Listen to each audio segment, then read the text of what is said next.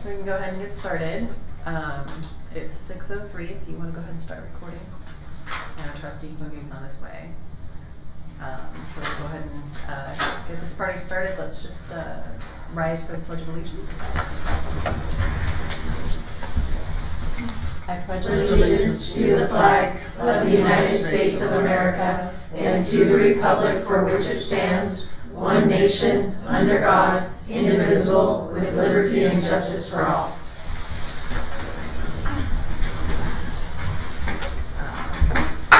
This is a work session, but we do have an agenda, so can I get a motion to approve it? So moved. Second. Motion and a second. All in favor say aye. Aye. Any opposed? Hearing none, the motion carries. So we are going to move on into discussion on the 3.12.2025 negotiated agreement. Jason brought it to the board that he wanted to get started, that we wanted to enter into these processes, correct? Not yet. No, not yet.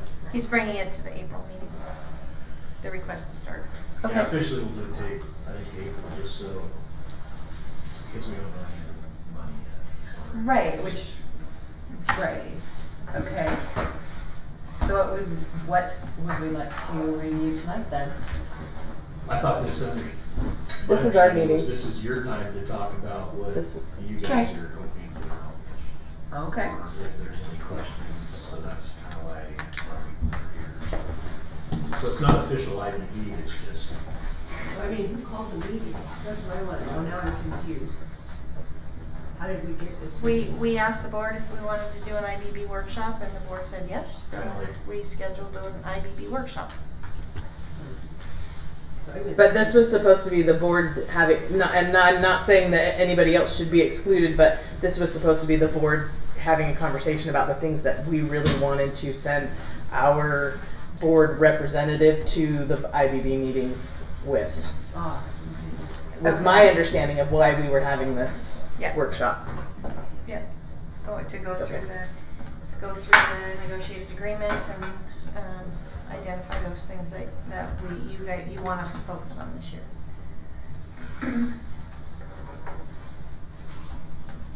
Okay. Then I'll open it up just for discussion from the board members.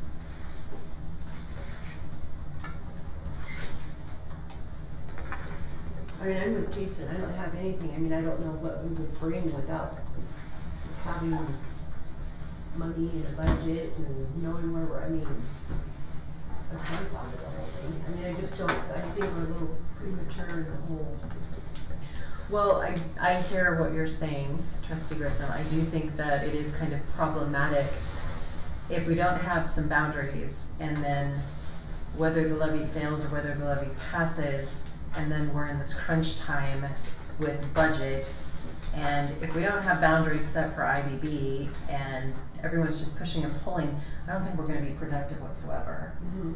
So, and I mean, in the past we've had, where Brooke gets panicked because we need to have certain deadlines met.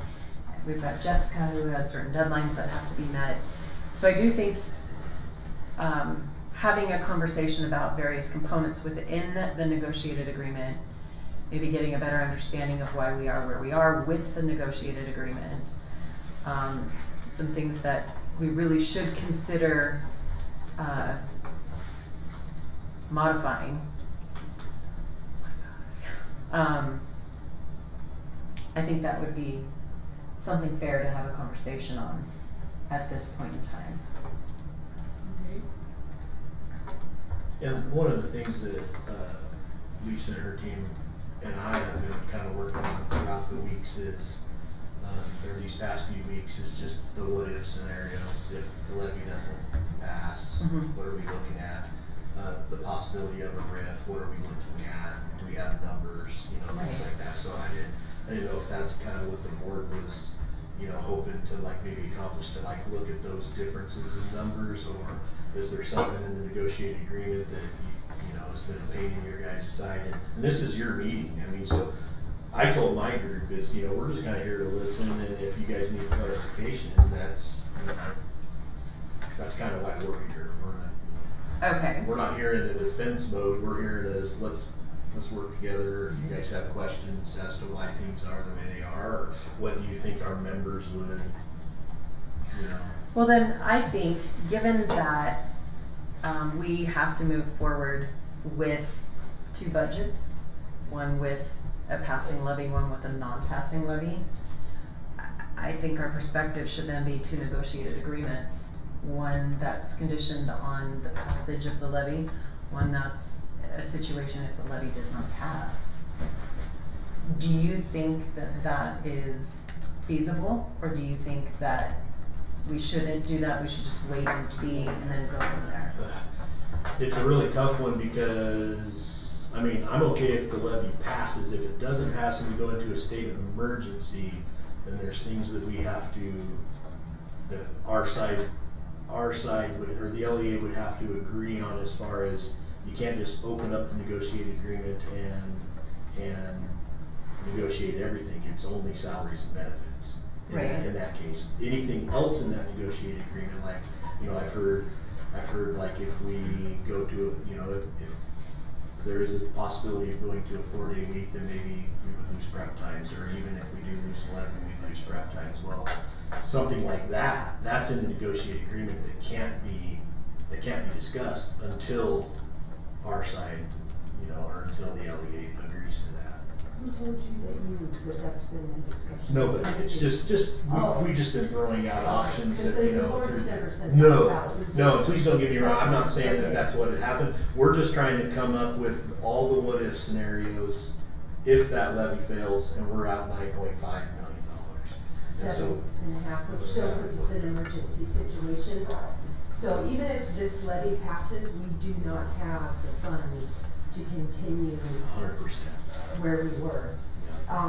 Even if this levy passes, the bottom line is we're gonna have to cut more money, because we're gonna have to figure out something where 2 years down the road, we're not in the same predicament again. Yeah. You know, so it's gotta come from somewhere. And I do know the one thing that the board has, you know, went back and forth with is all the stipends. And a lot of that's been absorbed or taken out or whatever over the years, and I think that's probably something else I know that, we probably look at.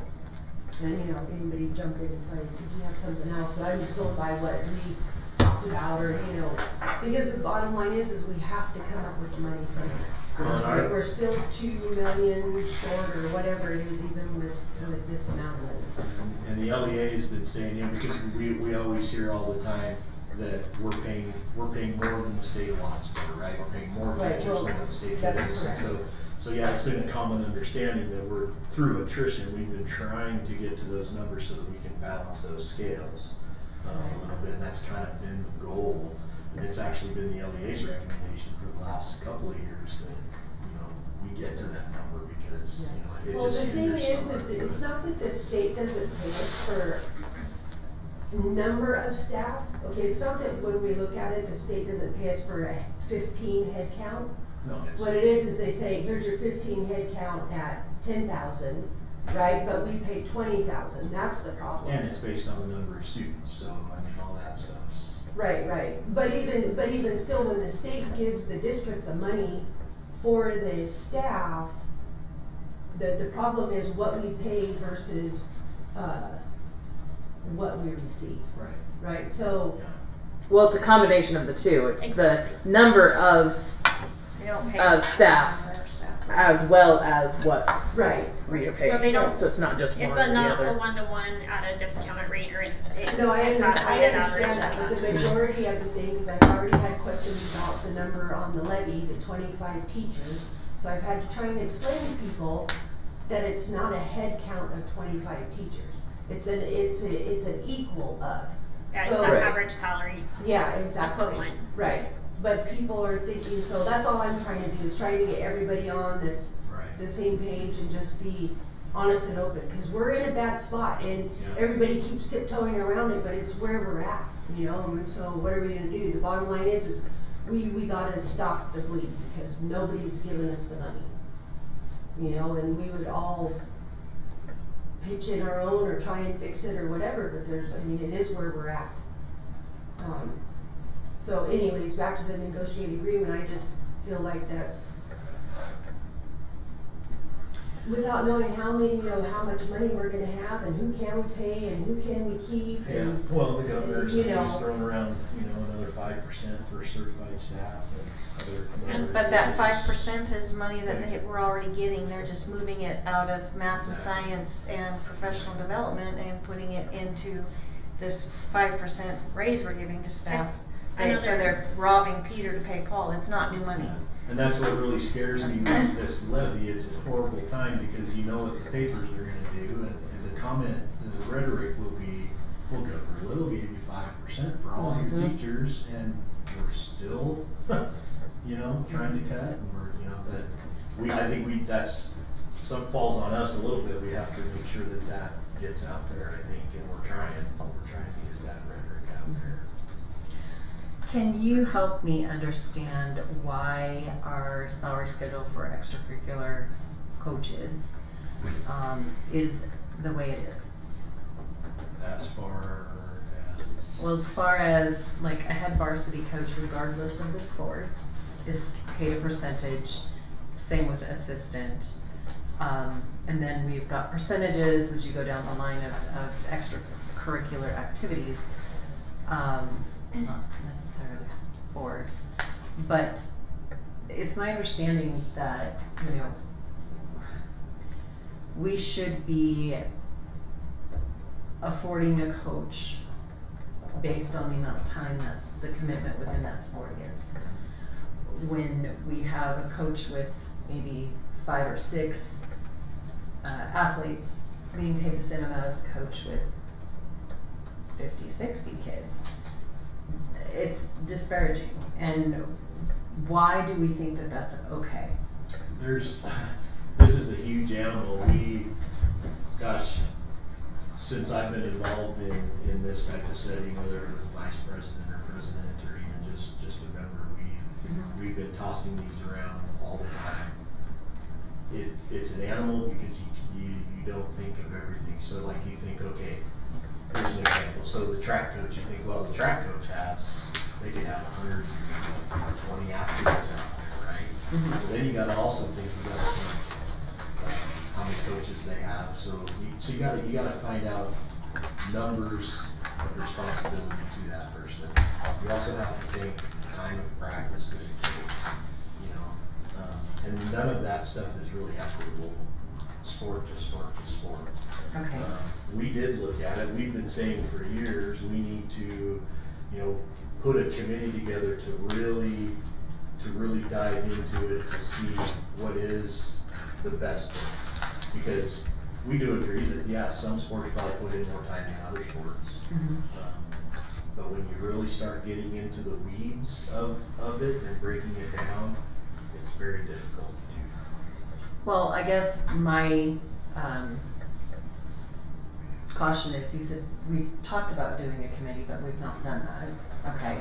We did, gosh, when It was a couple of years ago. Yeah, 2 or 3 years ago, you guys, we had people that, Bill and Shannon were on it, we put it together and we started looking at time, and I think we came out with a pretty good system as far as, when to add another coach based on numbers, and so we had a thing comparable to that. We did look at the numbers. I feel pretty good. But that was never spelled out or put into the negotiated agreement. I think that's where our situation is just because it's hard doesn't mean that we shouldn't do it. No. And I do have all of that stuff. It was never put in. I don't believe it was ever put into the negotiated agreement. No, it wasn't. We never got to the point where we had to do it. We just let the athletic. It was kind of a decision, and we let the athletic directors know that this is kind of when you would want to hire another coach. That document we have, I think what Michelle is talking about, the other work, that's not in the negotiation. Well, the hardest part to break down is your coach is still going to give a pretty similar amount of time, whether they have the 5 athletes or the 75 athletes. The That's not true. The general amount of time they're there is, why isn't it true? Well, because if you go to a wrestling tournament for 3 days, you're putting in 3 days out of town. You're sleeping in a hotel or you're standing on your feet for 8 to 10 hours a day. But You're a not lot of going those to a other game. coaches do things that are taking them 12-hour days and taking them on long trips too. I'm saying though, the season is not the same for all sports either. Yeah, I mean, golf is what, a month long? we did look into that. That's not and- true. That's not true. It's all summer, they go to the Yeah, practice. no, the seasons are the Because same. they're I actually twice a have week. all that, I have all that information that I can bring. How many kids is it? Wrestling, They were 10? 20? No, around 50. wrestling and the And winter, JV varsity team, and they were packed, they had upcuts this year, so. the winter sports are longer, so like basketball has one of the longest seasons of everybody. And so everyone's like, well, they should be paid more because they have a longer season. But they also have a 2-week Christmas break in there where they're not required to practice. Do they practice? Yes.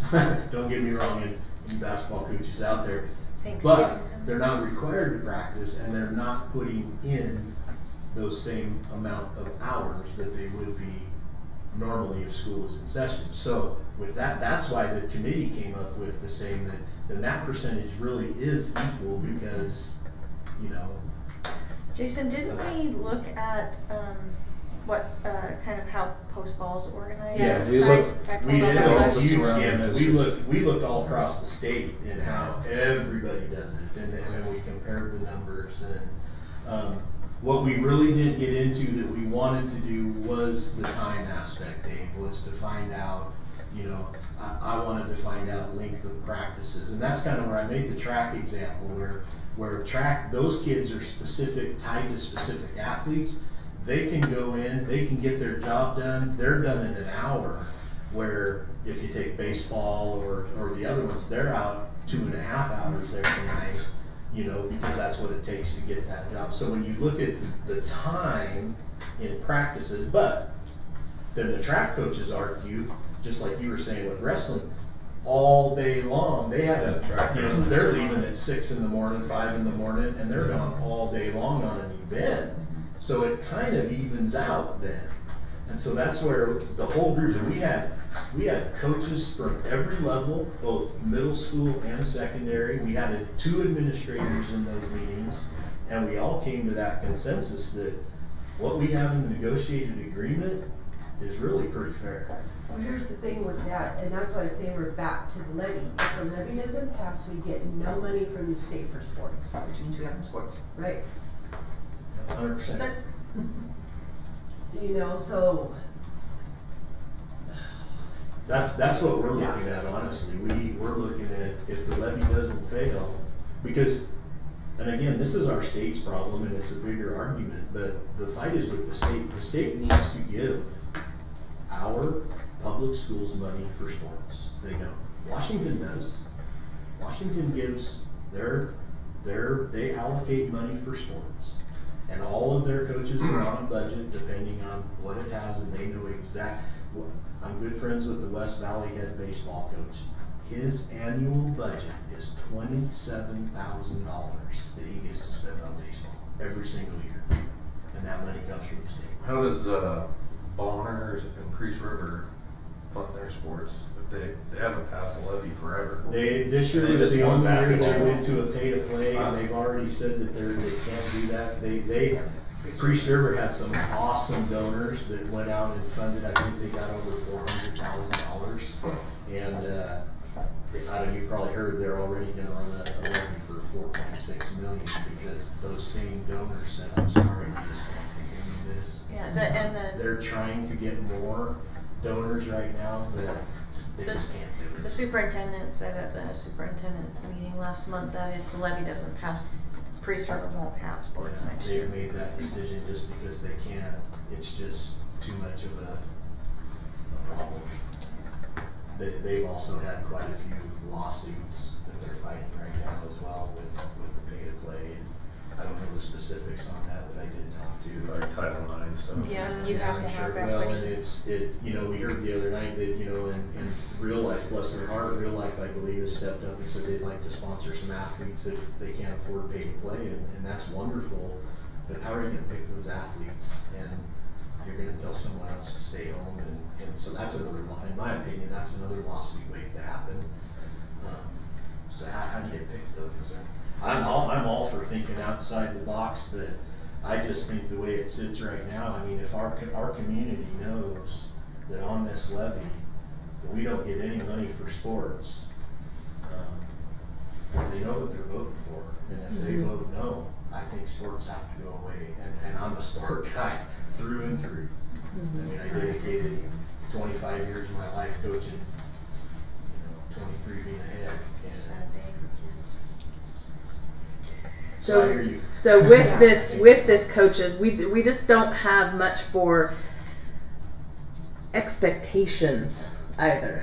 Well, to me, that's an administration problem. That's where the ADs, and I think they've come a long way in the last few years, but I think it's the athletic directors and administration, they need to make sure if they're gonna pay all of these people 15, and we had that discussion with them in those meetings, and even after we talked about approving that document, that they were supposed to make sure that it was pretty equitable throughout.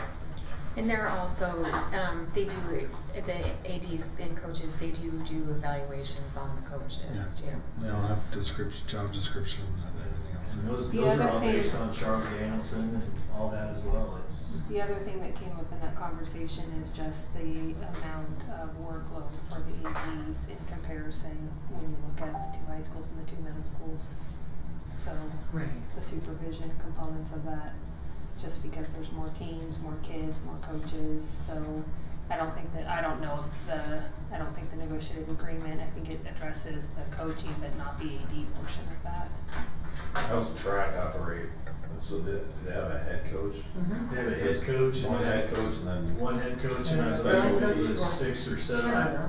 I don't have the. Yeah, then we have like a bunch of assistants, and like some that are mandated, like you must have a dedicated pole vault, Right. you must have a dedicated javelins back. And so like there's some rules that you have to adhere to, that you must have people, and then there's like distance coaches, sprint coaches. And then the ADs they do have a document that they run off of, and we can provide that document.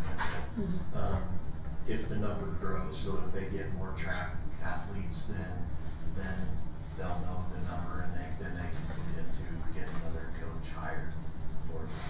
I just don't understand why it's in the negotiated agreement when a lot of coaches aren't even employees of the district. That's only been the last 10 years or so. Used to be, they were all in there. Yeah, it used to be all the it used to be you never had any volunteer coaches. You might have volunteers, but all coaches used to always come from school districts.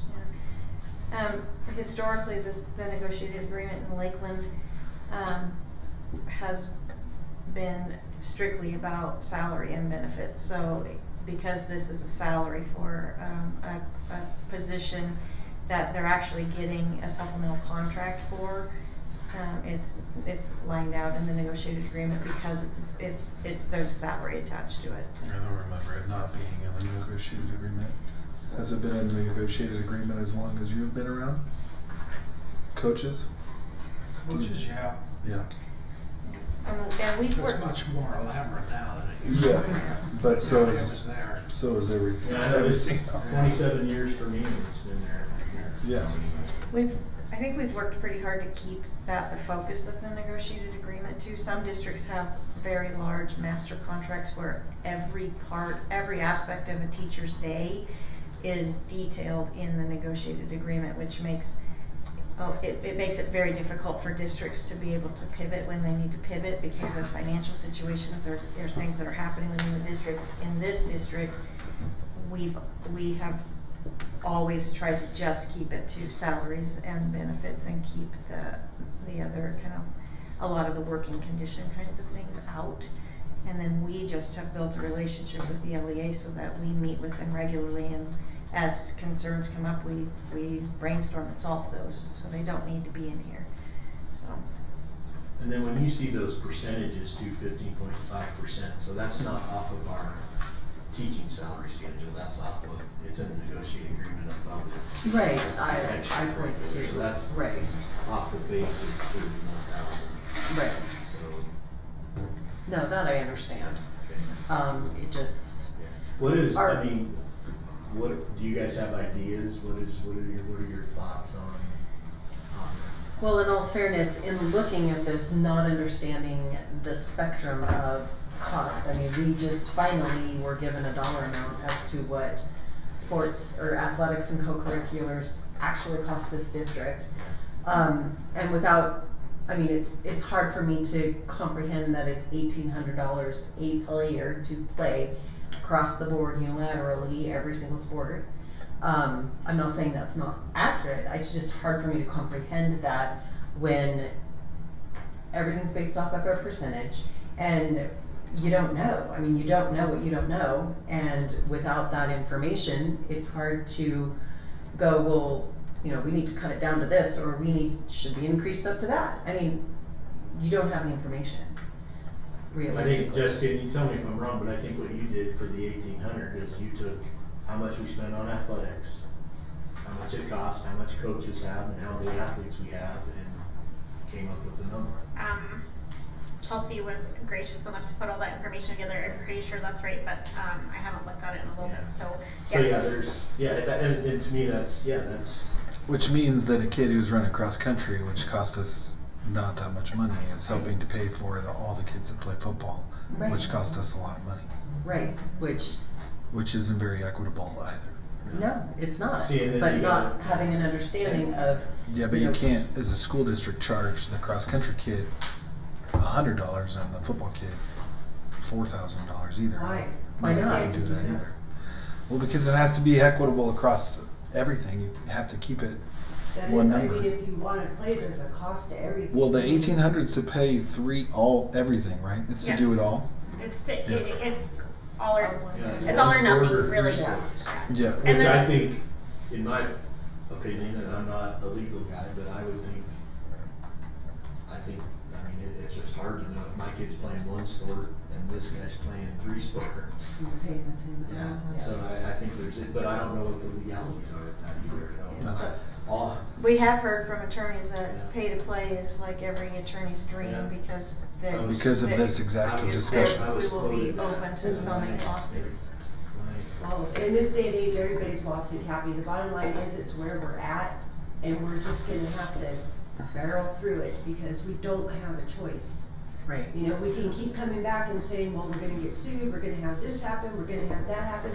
We have to Yeah. figure it out together, and we're just gonna have to deal with the consequences. We're gonna have to do what works for the district. Yeah, if the levy You know? fails, that's the conversation we're gonna have to have. Yeah. I mean, so, I don't know that there's any budget talks that we could talk about right now, though, with any of that. Unfortunately, the legislative session hasn't ended. It won't end until March 22nd. The state legislature and the State Department of Education has been very clear that they won't even release special distributions or anything to us until probably the first week of April. So I'm just waiting on information at this point. We're getting everything ready to go so that once we get it, we can pull the trigger on everything. But I can't even begin to guess. We've got 2 different competing bills for the weighted average funding. I mean, there's so many things that are up in the air. Right. It's not been a great session for public education. So it's just really difficult to determine where they're gonna land at this point. I think the best thing we can do for our community is to take line by line, even though we like to call it discretionary. That's the other thing that's so frustrating. When the legislators, when you talk to them, it's not discretionary. When they vote for a specific line item. By the time it gets to the state interprets, goes, oh, everything below this is discretionary. Well, that's not what the legislators said. So I think the best thing we can do for our community is do that line by line and show them where we've spent the money. You know, here's what we spent, here's the deficit. You know, they don't really know that. All they know is that when they read district information and they read what's on the state, it doesn't match. So I think we need to fix the discrepancy so that we can say, because my other concern in thinking about IBB, and I just had this conversation with somebody, is when we have teachers who are used to an extra $10,000 a year or whatever, $5,000 a year in stipends, and they come to a point to where if they're not gonna get that, they can't stay. you know, and I'm trying to figure out how we fix that. You know, that's really in thinking about the negotiated agreement and stuff, because families depend on the extra money, you know? Well, for some of us, that's not extra money, it's actually part of our salary. Well, I mean, extra money as far as the agreement and what the state, from the public, it's extra money. So, I understand what you're saying, but that's the way they view it, because it's not, like, the state doesn't say here's a stipend for this, so the public, when they look at it, they say, oh, you're giving them this extra money. So, and I know it's not, that's why I say that's my concern, because the families have to have it. You know, so how do we fix that? I don't know until we have the money. I don't know that you can. I mean, every school district in the state can. Well, little by little, they're starting to not do it. So. I will say we do report out exactly on special distributions. It's a required publication. We actually have to post it in the paper. We requested it right when the levy did pass that Idaho code. Right. So we do report out on that. Right. And it's hard because the state they do give us some discretionary funding. It's about $9 million. Half of it is earmarked for health insurance, so health, vision, dental. Mm-hmm. We have to use that to help support our contribution to the employee share of those benefits. The other half is truly discretionary, but if you think about it, that discretionary is what pays utilities. It pays the difference between what we pay and what the state gives us for salary-based apportionment. It pays for the minimal supplies that we're able to buy. So it's discretionary in that sense, but it's not. And then we have the whole special distributions, which is what the legislator says, okay, here's your math remediation money, or here's your math and science, here's your literacy funding. Those are considered special distributions. So I have no problem highlighting that. It's not as clean as you think it would be to say this is coming directly out of here, because that's not how the money comes in, because it does all come in as salary-based apportionment. I'm not saying that's where it came from. What I'm saying is, for instance, the talk that we had, and this sort of is around, maybe we sort of got off the thing, but I'm just thinking, like the talk that we had about the counselors. Mm-hmm. The money is, if the public does a FOIA request from the state, there is a line item. Yep, and I have the detail for it. That says, you know, blah, blah, blah, whatever it was, college and career readiness, right? So then the public looks at our stuff and says, okay, well, where is it going? Well, it goes to the well, here's our counselors, and, you know, here's this amount of money, and here's double what we spent, because we have whatever, or whatever, we don't have enough. That's all I'm saying. It's not a matter of that. The other thing with the negotiated agreement, I think, I'm not sure that we started one year, and some of it looked like it got done, but naming the sick council and all that, did we put that in this one? Like it references all these extra councils or this or that, but they're not named, like, who is that? She's talking about the sick leave bank. Oh, the committees board, for those? Well, the board appoints two, and then the association appoints two. And I think the appointed persons are not in the negotiated agreement, but we do appoint them in a meeting. Okay. I just know we had talked about that, and I never knew if we got back to it. So I was trying to make some of that and a little that's, bit more it's an plain. annual appointment? It is, so it's for a year. So help me understand, kind of trying to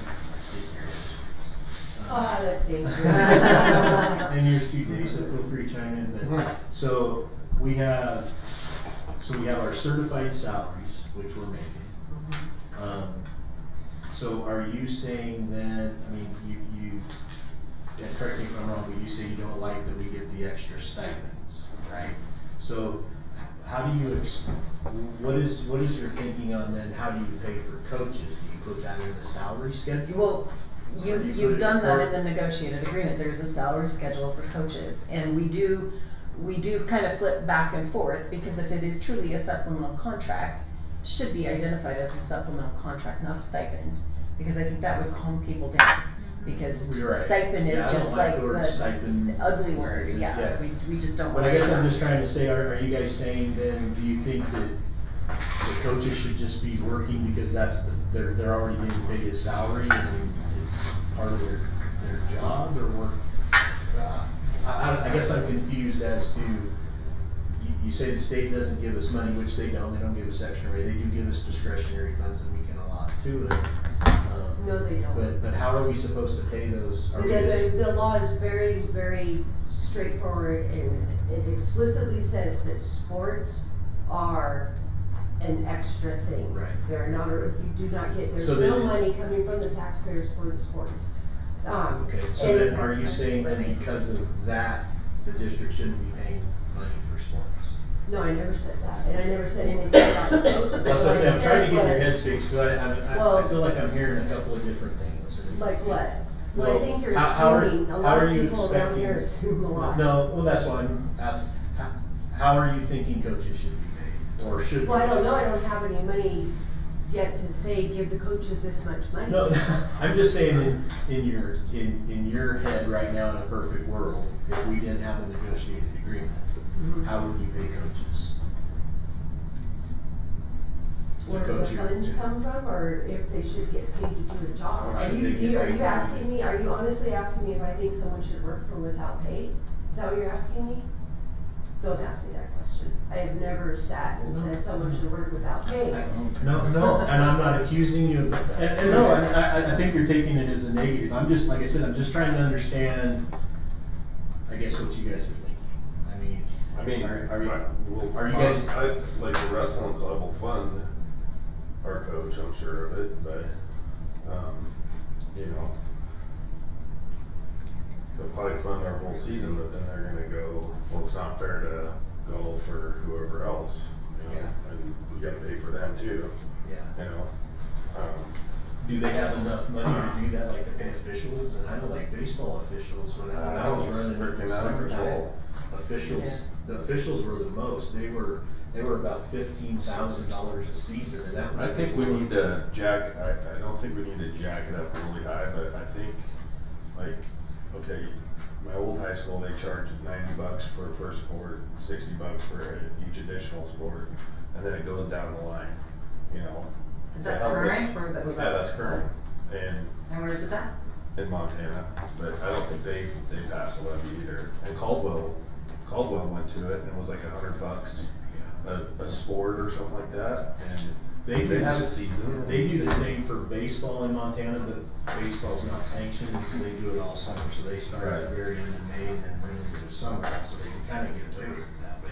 But when, in those districts, Dave, when they're doing that, the district is still subsidizing athletics. Yeah. Right, Those- well, I'm just saying it would just help It helps the offset the district cost, yeah. offset everything, like get Yeah. buses and stuff, right? Yeah. And referees and everything else, you know, So that the district's not bearing the full burden. right. Like- So even if the Well, I mean, I've said we're that. levy already doing that passes, right we now, should consider that. consider doing. Yeah. Alternative transportation and things of that nature, so we're already trying to offset the costs for our sporting. I mean, we have kids that are self-transporting and parents that are self-transporting, so we're already trying to make those cuts to offset those. So, I mean, it's not like, With local districts also do it, Post Falls has a athletics fee, that's separate Right. from their ASB fee, so they charge, I think it's $75 per sport, up to 3 sports or something like that, and after the 3rd sport, you can play as many as you want, and they don't charge you again, but I believe that's what it is, I could double check, but it's not unheard of to have an ASB fee and an athletic fee, it's just not gonna generate $2 million. No. No.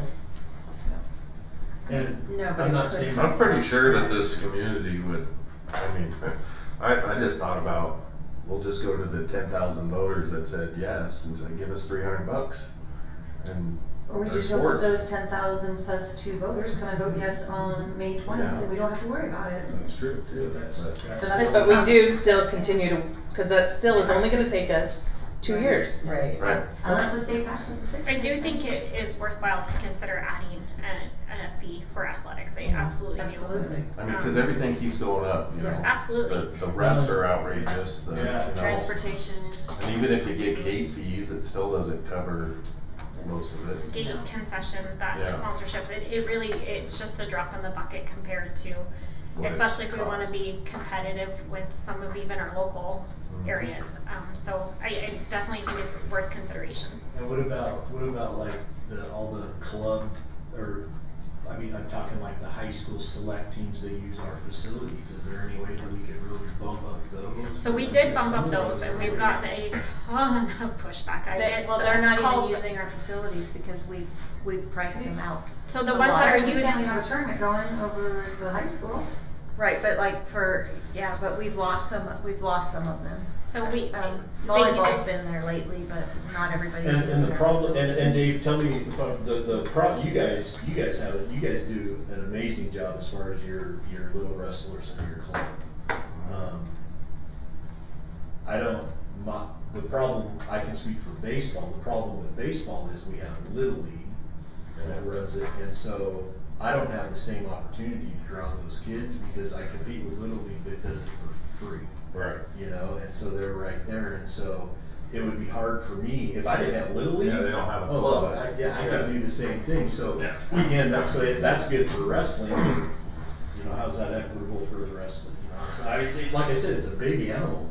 And It is. from what I want to say, I mean, Well, I think we should start charging the city. Well, that's what it sounds like. Well, And I only say that because I am so tired of when I'm just trying to work out something and somebody says something and then I repeat it, and then it goes back to the public, I said something else and it's just not the case and I'm just done with it all. Yeah, I guess I mean, I've done nothing but try and do good for the district the whole time I've been here, even though people don't see that. And there's a lot of stuff I've done that, you know, nobody knows I was the one behind it. And I'm just tired of it. We are where we are. Yeah. Nobody wants to talk about the hard stuff. Everybody wants to put their head in the sand and just move forward. The bottom line is every year it gets worse. Yeah. And every year it gets harder. And at some point, we have to start, we just have to start doing the hard stuff. So It's just hard. that's what I'm trying to get you You to know? say. So what are you thinking? What's your solution for that? Well, I won't know until the levy passes. The bottom line is we're gonna have to do something with this negotiated agreement and whatever money is going out. Whatever money is going out in salaries and benefits, but to tell you the truth, if I'm perfectly honest, I don't hear in the community that our teachers make too much, maybe a couple. Our community doesn't like what we pay administration. That's where the problem is. Our community hardly, I mean, there's sometimes that will say something about a teacher here and there, but I really, to be honest, don't hear about teachers. I hear about admin, I hear about counselors, I hear about coaches, I never hear about a teacher. Well, that's good. You know, and I just don't hear, you know, every now and then there might be a book, God forbid, right? Or something, but I don't hear, our community loves our teachers, they really do. All across the board, even those that vote no. So when it comes to the negotiated agreement, yeah, we're gonna have to trim some fat, right? And we're just gonna have to do a better job of being honest with the community, and we're just not doing that. Yeah. We're A not. lot of you, like, I mean, you mentioned, so the association can't negotiate for Right, exactly. any administrator or any classroom staff. Right. So that's, I mean, that's. Right. So this, as far as this is, until we know what the state's doing, again, I mean, that's mine, I mean, there's 4 other people here, but, right? And cleaning it up so that when somebody that's not familiar with the lingo reads it, they're like, well, what is that? Well, who is this? Well, you know, or whatever. So then maybe a suggestion would be, so we've been working on, so I have a survey that's gonna go out to all the members next week. And it's always, it always involves them about, what's top on your priority list that you want us to bring up at the negotiating table? What do you see? And we give them some examples of what it could look like, and then as Shannon pointed out last week, that it's always really cool because we give a line item that says other, and they can come up with their own idea or whatever. And every year we find something that's really, there's ideas out there that we would have never thought of. Yeah. But it comes, so maybe a good thing for you guys to do would be do the same, canvas yourselves and say, you know, you're talking about the negotiated agreement, talk about those scenarios. What is it that you're looking at? What do you want to see? And then maybe do the same thing. If the levy fails, what do you want to see? If the levy passes, what do you want to see? And then come up with your, you know, a consensus on your group, and then you can discuss it. Problem is you guys can't meet as freely as we can without Right. it being public, but so I don't know how email works with all of you in that regard, the legality of it. But, can you do a survey, an individual survey to everybody? Oh, yeah, we can do that, and I think we did a survey, Lisa, didn't we send a survey for something? I don't remember, but yeah, we. But you could do the same thing, you could send, you know, and then you could open it up for ideas, and then it's just one board member doing it. And again, I don't know what the legalities are of that, so I might be just blowing smoke, but that's what I would recommend, because until we know what's gonna happen after April, you know, after the legislative session, there's really nothing. Yeah. Brooke, I have a question for you on the stipends that we pay out, because in a meeting, when we were talking about the salaries, whatnot, for athletics, you had said that it was salaries and benefits. Can you clarify that on stipends, extra pay, we are only paying payroll tax liabilities, Yeah, so not other benefits? Correct. The only benefits that we have to pay on stipends is, we do have to pay PERSI. And we have to pay federal taxes, we have to pay state, we don't pay state taxes, but the Social Security and the Medicare and things like Regular that. holdings. Yeah. Okay. Regular, Yeah. Yep. Your typical. Moving down to the dual credit stipends, we have to look at that seriously. Any income that's coming in from the dual credit stipend is just, we're just laundering it, it's a pass through. It can't be that way anymore, because finding out that the instructors are receiving the bulk of the monies, but then when they need something, that's falling back on the building to provide it, that can't work that way anymore. The district shouldn't have to go into a deficit for dual credit students. I know Lisa, you met with the president, they're doing something different with the funding, aren't they? Or is any of that? There's a,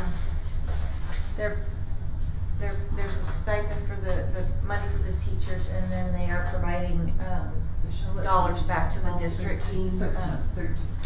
They are paying money back to the district, kind of, An offset of the overhead, right. for running the program. You could use it essentially for supplies, however, it's meant to help cover the cost of us paying out the stipends and having the program and all that stuff. Well, and So- part of that too is it's not just the teachers, you know, the counselors that are working to Exactly. oversee those kids, and And the way we have the dual credit stipend set up, the teachers get 77% of the revenue that they generate, and the other 23% is what helps us pay the counselor stipends. The intention from NIC, Jason, for that money coming to us is, what they really wanted to do was, instead of paying the stipends to the teachers, in order to help the school districts, because we're all struggling with levies, was if Shannon teaches 2 of her 6 periods for NIC, their desire was that they would then reimburse us for 1/3 of her salary and benefits, because if she were teaching for them, you know, she'd be paying. And so, but I think they quickly realized that was going to be a lot of money, and so this was their compromise, I guess, was the teachers' stipends still come in for the teachers, and then there's additional dollars that come to the district to help us, because the reality for us is, if we have a lot of teachers teaching dual credit in our master schedule, that sometimes leaves us with a need for a teacher to teach core classes to make sure kids are getting the credits that they need for graduation. So it provides us opportunities to do that, to help support the staff. the goal is for cost neutral. Is it still cost neutral? Yeah, the way we have it written, yes. I was gonna say, when we originally negotiated this and how we arrived at that weird number of 77% was in that it was gonna be cost neutral to the district. So is it just because the $3 per credit for the counselor wasn't gonna bump that. So I thought part of that money was supposed to be put in a fund somewhere for teachers to use for stuff like that. Is that just not happening, or? So the 77% essentially covers the stipend and the benefits. But no, we pay our own benefits on those. The dual credit stipend, Yeah, we they pay don't- our own benefits. They don't get, We don't get the 77%, 77%. and then on top of that, then we, like, because it would have been more, so they're 77%, and then we take out the benefits from that, and so they actually get whatever their benefits are, less than what that 77% stipend is, so they're paying their own It's benefits. the only So stipend I will that's tell like you, that. based on our accounting of it, everything that comes in goes out in salaries. Interesting. Okay. So that needs to be recalculated and figure out. Yeah. So that we're not just paying salaries and Salaries. benefits Absolutely. out of that. Because originally dollar the amount. intention of that was Mhm. that extra, and that's why it's the only stipend we as teachers pay our own benefits on. So it's not like we get 77%, we actually get closer get to less. 50% of what we bring in. And that was the intention when that was originally written. Yeah, she's right. I find that interesting that it's all going, that you're saying that it does all go out in It salaries. absolutely all goes out in salaries.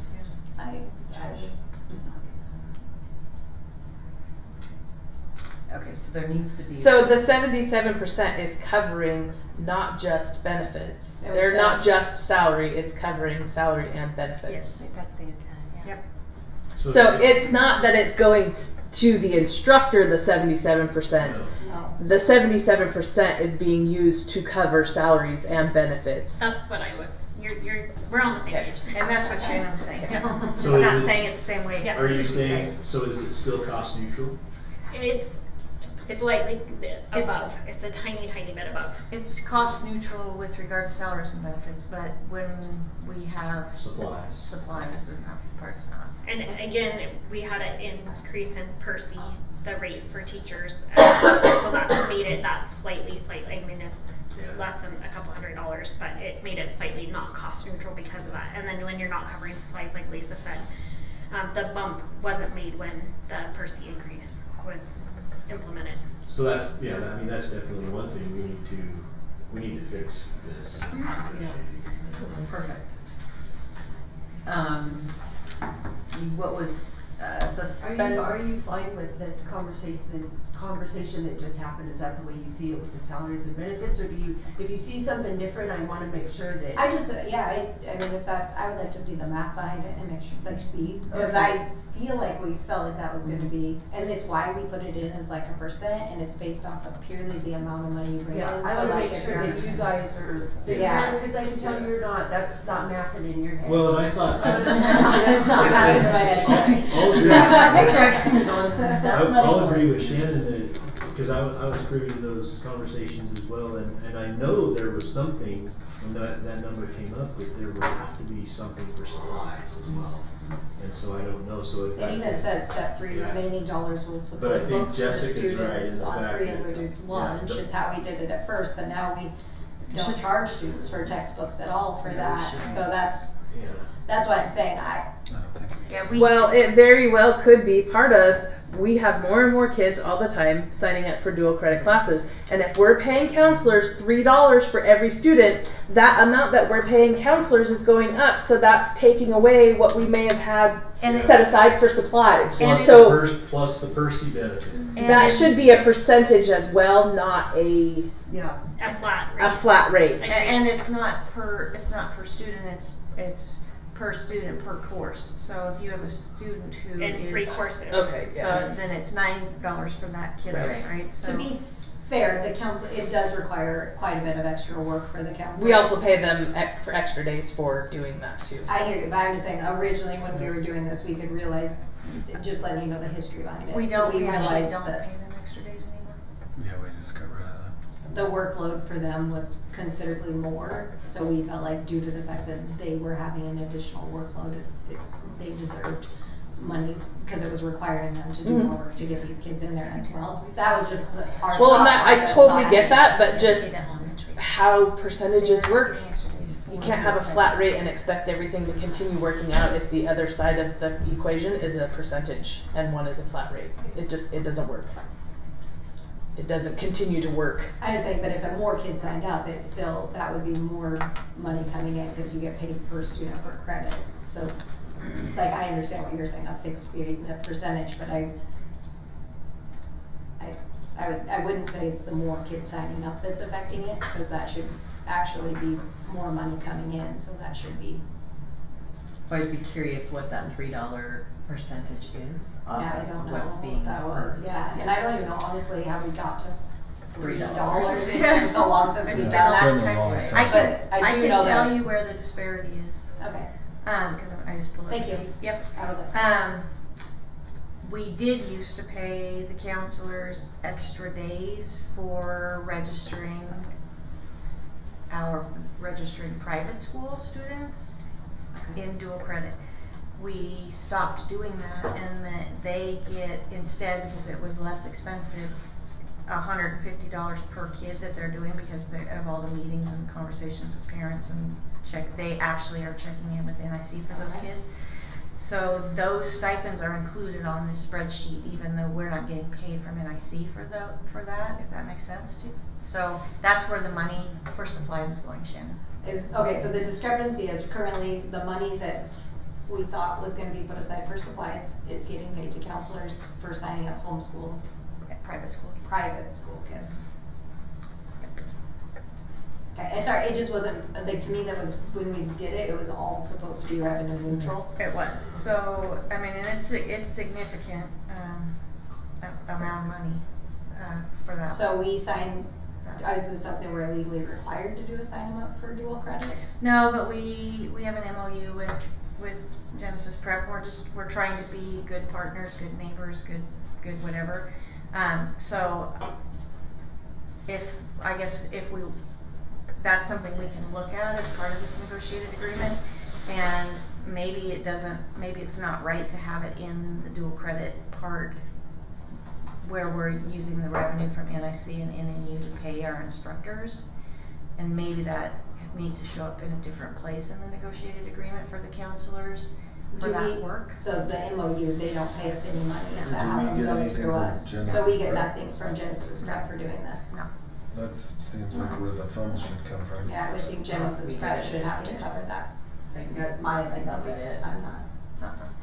Yeah, I thought. When we did the MOU, we were Yeah, it was led like to believe that, $101,000. yeah, we were led to believe that it was going to make us money by having that MOU. We do get some ADA for them, because they're enrolled through us. Right. They're 100% in attendance because they don't come on campus to take the classes, they go to Right. NSC. Okay. So at the state level, they count as 100% attendance for us for the number of classes that they take. So we get the fractional ADA for them, so Okay, there so we is, do get- so there is revenue that's where the revenue comes covers from. the cost of the Right, which we were counselor. told was like $183,000. So that makes sense to me, that why we were doing it. Right, but I do think for this to be cleaner, we just maybe need to take it out of the dual credit and have it as its own little piece if we're gonna continue to do it, and identify what we're gonna pay the counselors for that work, recognizing that whatever we pay them is covered by the ADA that they're generating for us by enrolling those kids. Because then that would have the money available for the supplies that they need. And that would make the dual credit program Better. revenue neutral for Lakeland School District and. And provide some opportunities. Yep. So that's the discrepancy. Thank you, that's exactly, I wasn't making sense to me, so. Are you wanting to bring back the new or additional assignments programs that were suspended for this year? Do you have any idea about that? I mean, I guess that's one of the things that are on our survey that's gonna go out. Okay. To see what people, what's supposed to work. okay.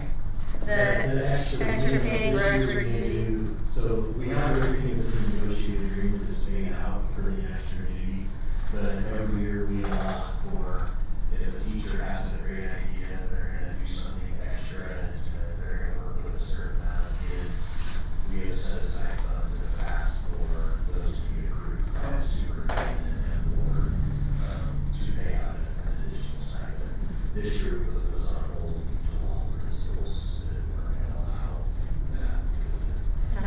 Generally, I think it was, 34,000, about 34,000. 35 to 40,000, so. We sent a survey to the teachers and stuff, and on this, we sent it to everybody or only those who pay dues? Just the members. And how much are the dues to be a member? It's about $60 a month. Can you not ask everybody? I guess my thing in that, I never understood because everybody's held to this negotiated agreement. And everybody can join the association. Yeah, but not everybody can afford $60 a month. To some people, that's. I paid $60 a month since I was a first teacher. Well, that's great, but I get what you're saying, but afford it. they still get the benefits of it though, so. Well, if you consider it benefit, some people don't, especially when it comes to their vacation days. So I was just curious if you know that, or their, sick, not vacation days, sorry, the sick bank thing or For whatever. the commission, they donate sick leave, and so part of the sick around the member of the association, be part of the. Right, exactly, yeah. So they still get the benefit of the negotiation. Right, yeah. So without having to pay. Yeah, some of them are, I'm just saying, you know, not everybody thinks, they're just wondering why they're held under the agreement, but they don't, and I didn't know if that or not. You know, how it works. Generally what we do is we'll send that out to I send it out to, talk about to the building grounds. The building grounds talk to all their staff. So. In essence. People are voicing their opinion and the certain attitude goes to our members. Yes.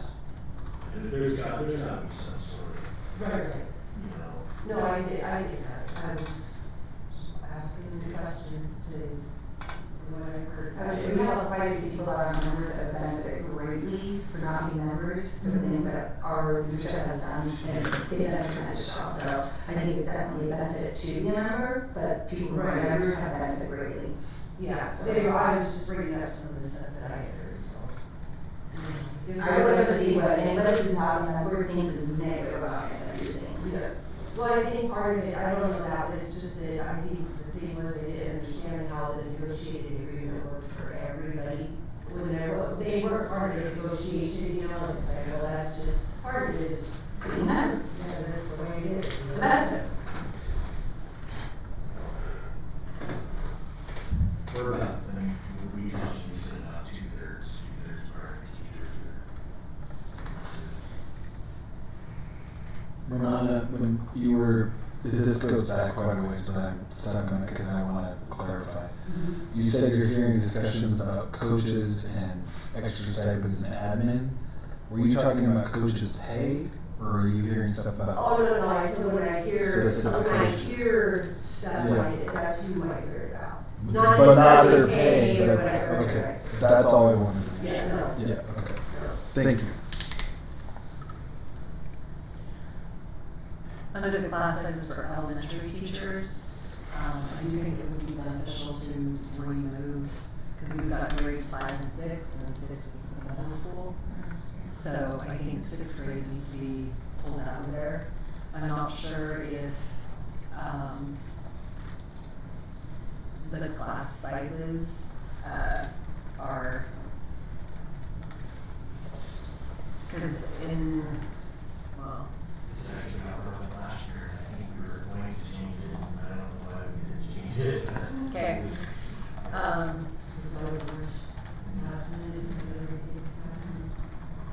Given the policy, K through 3 is a max number of students of 20, 4 and 5 is 26.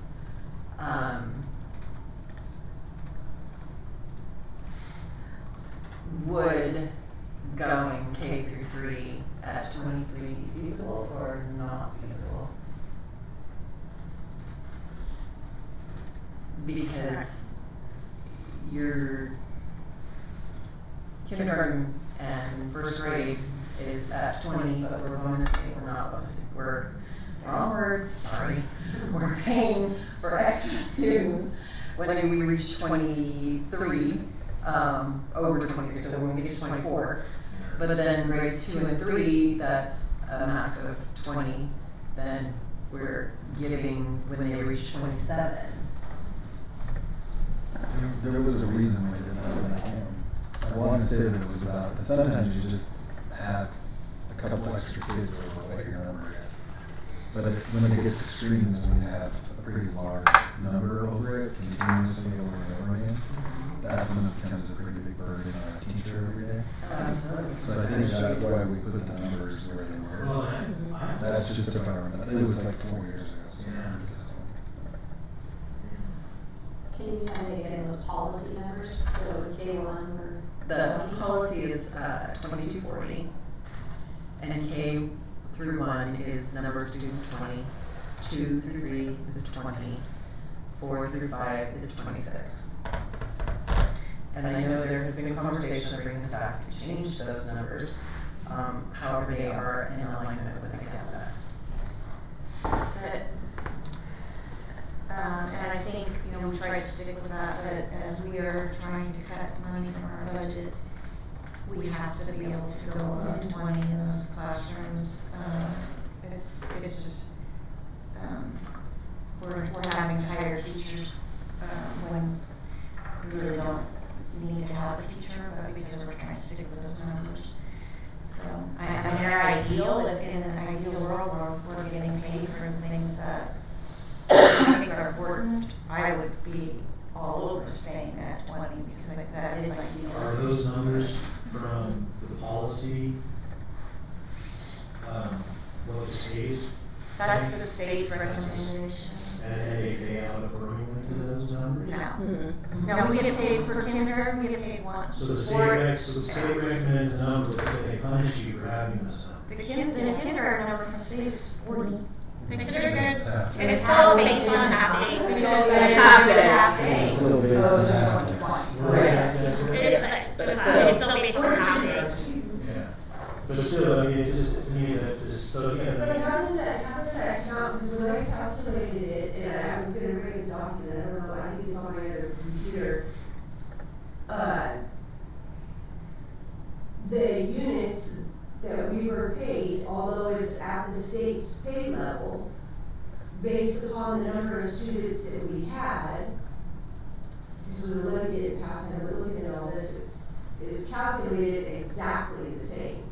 So, I don't know how we can say that, but they're not paying based upon how many students in the class, because if we look at 223 support units that we were paid. So Trustee Grissom, I'd be happy to sit down with you and walk you through all the iterations of how we get to salary-based apportionment. Essentially, they take I don't want that, I want you to tell me why would the number be different? I don't want to sit down with you, I want somebody to tell me why the number is different, how many students per class compared to what the state gave me through a FOIA request. And when I put it against the statute and the IDAPA rules, now the pay, of course, you pay much more. But if you look at the number of units and everything that we got, it was accurate. So the salary, so average daily attendance is how we get to our support unit numbers. Right. So that's the report that I'd be happy to email it to you if you would like to see it. I don't know what the state sent you, but essentially we take our students' average daily attendance based on the grade band that they're in. We report that to the state. They multiply it or divide it by the factor. So kindergarten is 1 to 40. So for every student that attends, it's Right, it's one the same teacher. number. Right. That's what I'm telling you, the class size number is exactly the same. So now, granted, we pay more. But not at kindergarten. No, I know, I'm talking about well, I don't know, I used all the numbers that I got from you to figure class sizes and to come up with it based on the statute. Yeah. Kindergarten factors 1 teacher for 40 kindergartners because they fund it still based on halftime. The others are kindergarten, 1st through third, 1 to 20, 1 to 23, and then 1 to 18. So that part, other than kindergarten, you're right. The issue is it's the average daily attendance that wreaks havoc on our numbers. It's $2.7 million. Yeah, and for last year we lost $2.7 million. And it's basically a way for the state of Idaho to never fully fund any school district ever, at all, because no one's ever gonna have 100% attendance, ever. Well, that's how it's not their intention of the fully fund, that's why they put in levies. If they took the levy away and we went back to before the levy, then it would be, but obviously with the levy system, that isn't, they do not intend to fully fund the school districts. Beyond their calculations. So everything we try and do outside of that, the way they say it is, well, if the community wants it, they can vote for it. I mean, that was literally their words when they did it, you know? And when they first went to it, they did all kinds of surveys, they did a lot of research on that, and all their surveys, according to them, this is all, and you take that with a grain of salt, but all their surveys said that the people at that time wanted to do it, they were all for it, they were like, yeah. Well, I guess it was Because property taxes. yeah, and they gave them a little more control, they could beautify their schools, they could pay more money, they could have better sports, better grounds, everything, and they wanted that ownership. If they get that same survey today, which they'll never do because they know it's gonna fall back on them, I guarantee it will come back the same. So we're in the same cycle, or similar cycle. Right. It's terrible. Which is, yeah, sort of doesn't make sense, because like, the community naturally, in most instances. But it's not the same community as it was 20 years ago. Right, exactly. Yeah, that's. And that being the same. So we need to add the, policy information to that portion also of for the class sizes. So that way, it's in our how the numbers came about. So are you thinking you want to match that then? What we have in? No. That's not what I'm saying. Okay. What I'm saying, Throw that out there. if anything, if you're doing kindergarten, first grade, second, third grade, kindergarten through third grade, according to the policy, is the same class size. It's fourth and fifth that have a different class size. So I would think that if you want to maintain second and third at 26, you should combine grade fourth and fifth and maybe make those both 28, as opposed to 30. I don't know. I mean, Let's split the difference and put it at 29. It's a whole lot. Seems like it'd be cheaper to pay the $50 per student per month than pay for a whole new teacher. Mm-hmm. Well, that's something we're gonna have to look at too, if we like this, is are you gonna go against your policy, which you might have to do, to have more kids in the classroom. the policy needs to be redressed, and it needs to be redressed. Now, is that policy, is that recommended, or is there something in there that says, so the minute you go over that, we hire you another teacher? No, these are our target project, our target. It's a recommendation target level, it's not. It's our desired There's no hard level. line. Right. Does the superintendent, do you have is there a number out there, or is it just a collaboration? If you feel the need, there's another teacher, Well, I'm bringing the class size review to the board 4 times per year, so Yeah. we're having this conversation.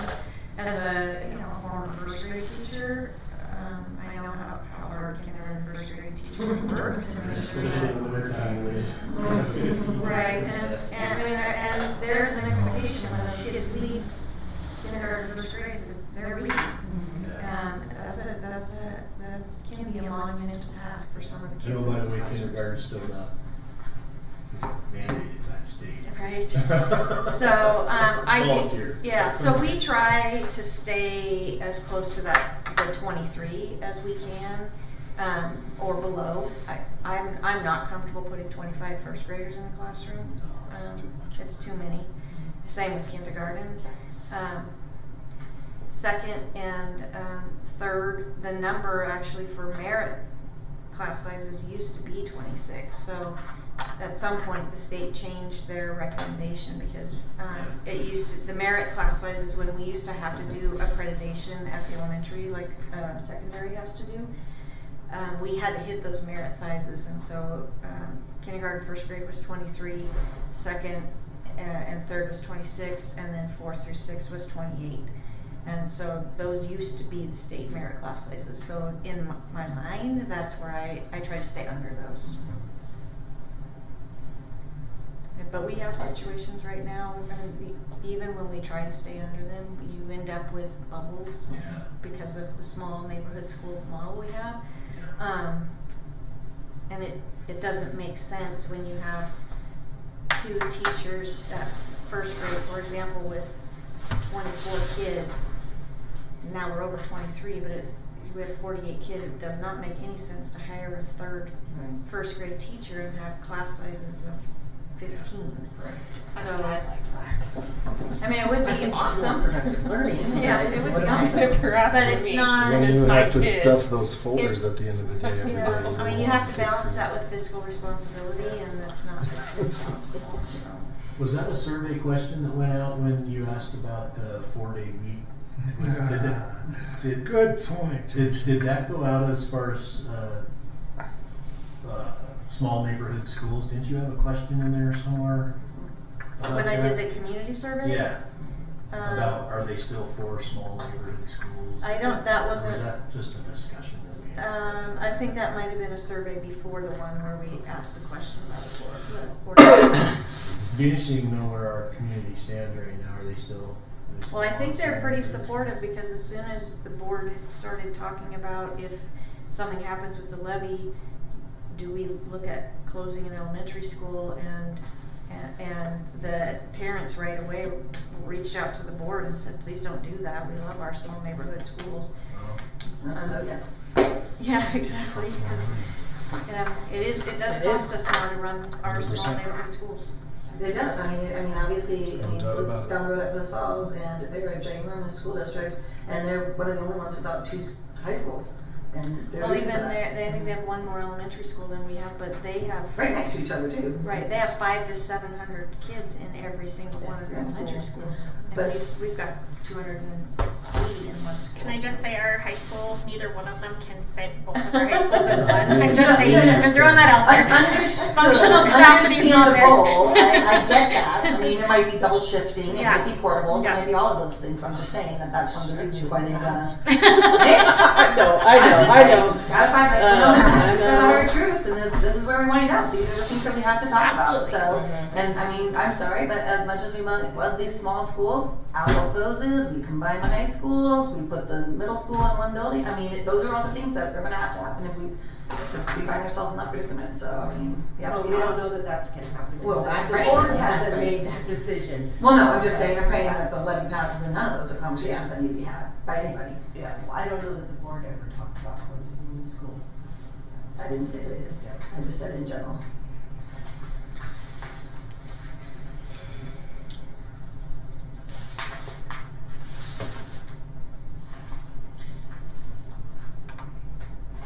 Is the board still on board with the single column salary scale? Can I provide some information on that? No, because I just asked a question. Let me Okay. see what the board says, Okay. and then you can provide your information. My concern with it is that it doesn't work.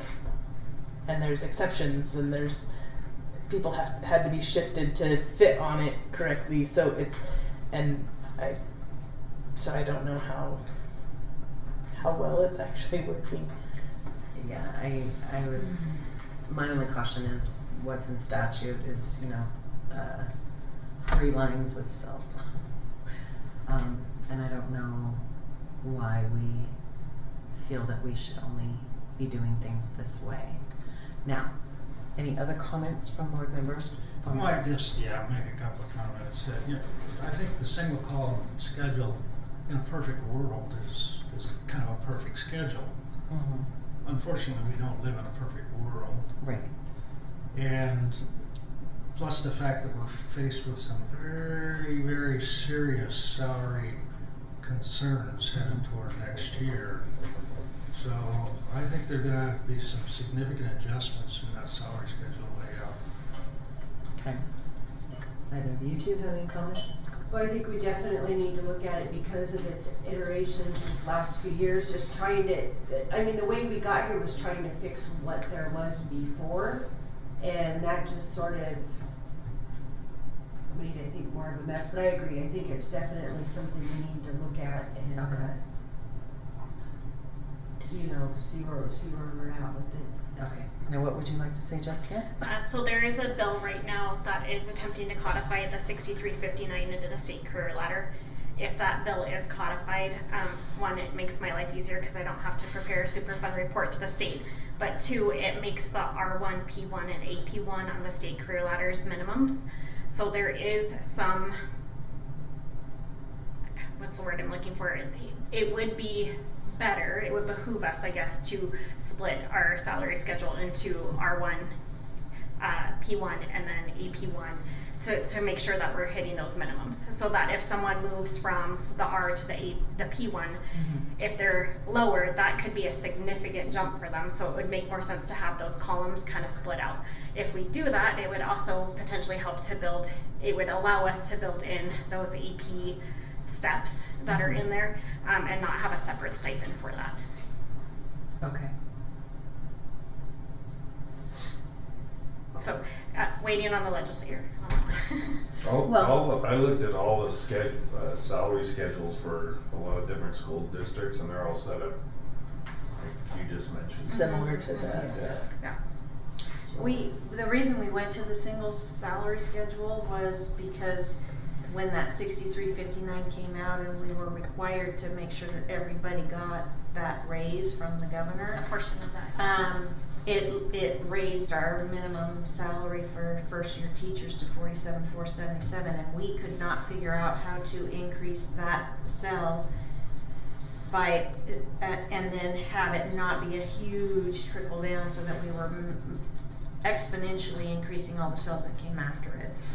And so that's the reason that we. It was also to make it so you didn't have to teach 10 years at $47,000. Right, in order to get to a place where you can move. I would say that's probably the tricky thing if we do split it out into 3 columns based on where you're at on the state career ladder, is at some point you're gonna top out unless you move, unless you get to P1, unless you get to AP1. I feel like there's gonna be a top out period for sure if you're not in those, moving on the career ladder. You have to meet those criteria. And that's the advantage of the pay through of the $8 also is provides motivation for teachers to Exactly. come at 8. So I guess And that everybody would be, in the salary schedule benefits from teachers going into 8 right. because it increases the allocation that comes to So this that would Helps our school weighted district. average.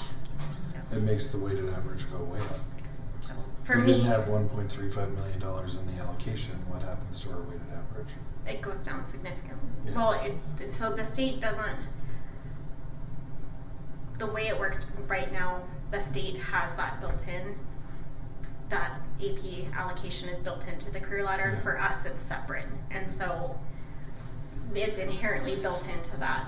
Those AP rungs are built into our weighted average No, already. I understand that. So I'm just He's saying, just saying none of our teachers. if none of our were teachers ever became incentivized. 8 teachers, Right. you're taking 1.25 Do you think if away we from us. were to split it out, though, would that help incentivize teachers to maybe make? If you're gonna sit at the top of a professional rung, because you're not meeting. Well, it's the also going to criteria. increase the amount of money you guys have to pay teachers too. They could be first year teacher at $47,000 because they moved here, Mhm. and that's where they fit into the ladder.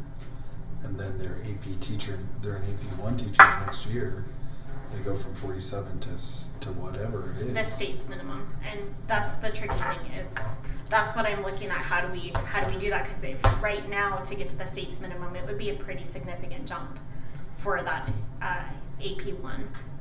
And then you're dealing with the same argument that we get every time we change the salary schedule, which is, I've been in the district for 15 years and that person's brand new to the district and they just jumped over the top of me. But Right. if we're talking about where the state puts them, Yeah. then maybe that takes it out. If you don't separate it out, and a lot of districts, so I did a comparison, how districts do it.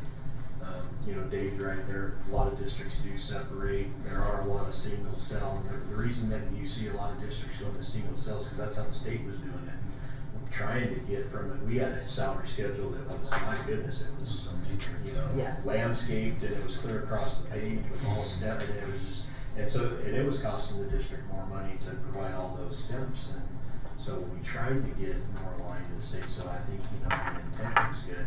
The problem with putting APE into a single cell salary schedule, that will cost the district more money, because now you're gonna pay teachers that don't get the APE funds. They're gonna earn the APE funds, whether it's in 1 year, 2 years, or 3 years, but they're not qualified for APE, so we're not getting extra money from the state, but yet they're gonna make that anyway in 2 or 3 years, or whatever that jump is to make APE. So, right now, the way it sits, I believe, I mean, yeah, you could talk about, yeah, maybe we shouldn't have 25 steps down, but the way it sits right now, it's more cost effective than if you, in my opinion, than if you put APE into a single cell salary schedule, because then every single employee has an option, will receive that benefit, even if they're not APE status. Unless we do some sort of shadows. Or what Jessica's saying, where basically we have You 3 sit rungs, top. you have RP1, RP2, RP3, and then you sit there You sit there. until you can move to P1.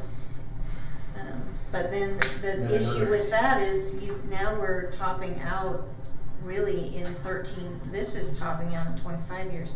To do it that way, you That's why we top went to out at 25. 13 years, so that costs us a lot of money. I remember when- Jessica even saying Yeah, we need to go to because- 31. Because, it was, well, you know, because it was- you get to the top of the scale really fast. And then you sit there, and so you've got. And that's when you're gonna have people come into the district and make more money than someone like me that's been here 20 years, cause they're gonna get to the top of the scale faster.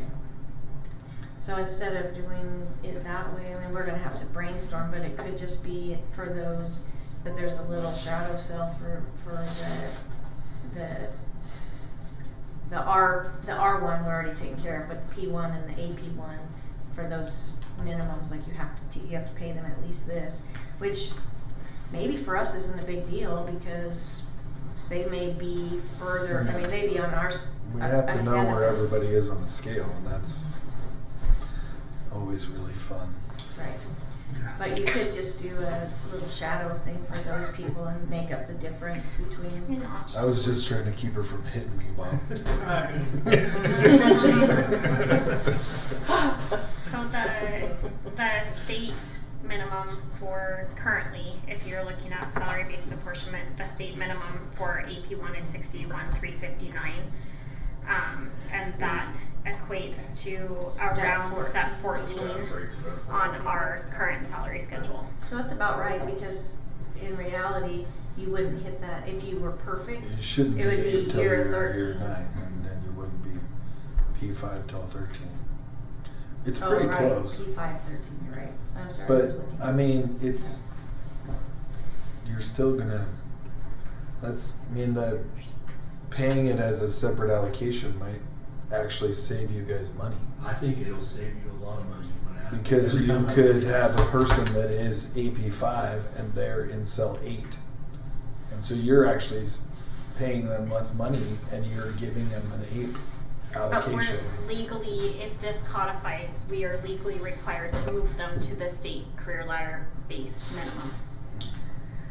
Well, we just have to pay them the minimum. So if they're on a cell on our salary schedule, But that is $3,000 less than what the minimum is, but the APE. they don't look at stipend- the stipend. No, I know, but if, what we're doing right now, if the APE stipend for AP1 is 5,000, but if the difference for us to get them to the minimum is 3,000, then we save 2,000. Yeah. So it's just how we put it all together. I mean, there's not a ton of AP teachers that are at the top end of the scale, but there are some up there. But Most of them are at the Right bottom. right now, we're about what, Brooke, you know, about a third of our teachers are in AP. So there's Oh, at least. at least, I it's would say. 133. It's 130, I think. Yeah, it's over 130. 130 teachers at. In the APE. In that you have APE stipends. Oh, It's a large number. And I would say the biggest But we have concentration. over 300 teachers, right? You have about 200. yeah. Yeah, that's So in the general Yeah, fund, we there's should only really have that 200. somewhere. We should have one. We should Yeah. put that on. I agree. Facebook and everything else, cause now that is That something. speaks to our teachers being Yes. distinguished. Put me Right. at the top, wouldn't you? Yeah. So we have 133 teachers that are receiving an APE stipend for a total of 1.14 million. I don't Yeah, care yeah, about it's the money 1.14. side of it, just the fact that the amount of teachers. How many teachers were 133. That's a And we big have deal. 300, Yeah. how many teachers? Well, No. It's a little bit less than that. So as far as 30% of staff, that's pretty good. I'm talking certified. Yeah, give me a second, I can tell you. cause you have this, Sorry. you've got the staff in the general fund and then you So I have wonder, that's special very ed curious inside. to know what the surrounding districts look like. Well, I bet you they don't have it. you get really angry when you look at surrounding districts, because a lot of surrounding districts are putting the APE into Yeah. their salary schedule.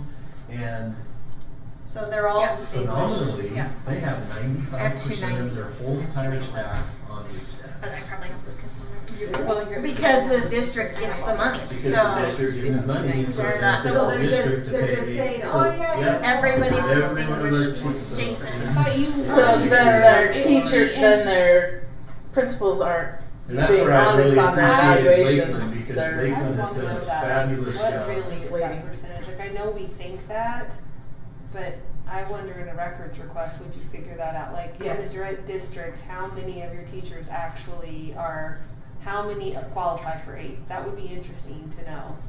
Because Maybe if I tell them the remember this superintendent. accurately, tell me if I'm wrong, but at one point, that was one of the questions was, what are you going to do if it's just gonna feed into the salary schedule? How do you ensure the accountability and transparency and the integrity of APE from the admin side? And my understanding was the State Department said that if we felt like every district was just giving the money and just feeding your salary schedule, that there would be repercussions. And I don't- That's Is that, why they- am I right? Was that said? No, It it's was. not. It was said, but To actually having, get but there sitting for on the everybody state that wants to evaluation in order to get there. committee, It's I look at money, evaluations. time, Oh, it's- There are a it's lot of huge. people who Yeah, are it's- 100 distinguished, Master's already degree, all 290. 22 schools. Dave, Um, that's I what wanna know that people number. did That on includes one all meeting of when the they were talking pupil about it. services. But It's only everybody. because- all the pupil All services. certified, all certified, doesn't matter what fund they're paid from. Okay. So they could be. Yeah, but they get APE too, don't they? Mhm. Yeah, so Mhm.